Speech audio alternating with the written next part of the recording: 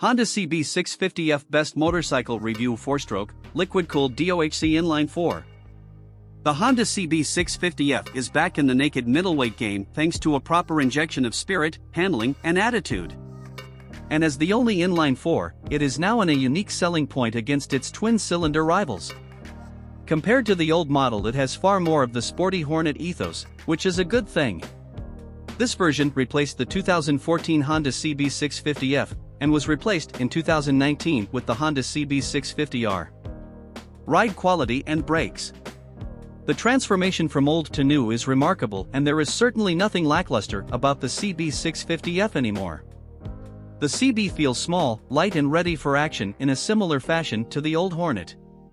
The more aggressive riding position puts you right up and over the front, but not in an uncomfortable way, and once moving this stance combines with the SDBV forks to deliver the kind of sporty ride that was so lacking in the old model.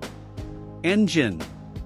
If you want to ride the CB gently you can, it's more than happy to cruise around at low revs, but go searching the top end of the rev range and the inline 4 explodes into life.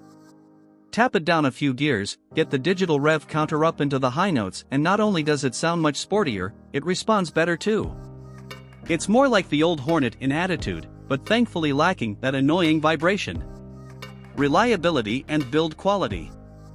The CB650F's motor is based around the tried and trusted RR engine in a lower state of tune, so all should be well on that front. The build quality is pleasingly good for a bike built to a budget, and the styling is fresh and modern. Add a pillion seat cover, which is an optional extra, and it looks even better. We've only got the 2017 Honda CB650F owner's review on the site, and it's a full 5.0 stars.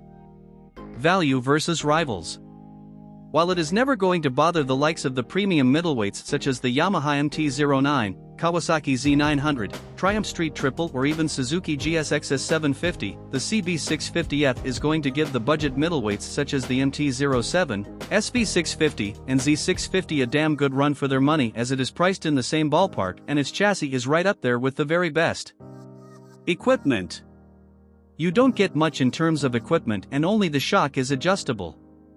However, the CB's biggest crime is the fact it lacks a digital gear indicator, which its inline 4 is crying out for, as you do need to keep it on the boil if you want to go fast.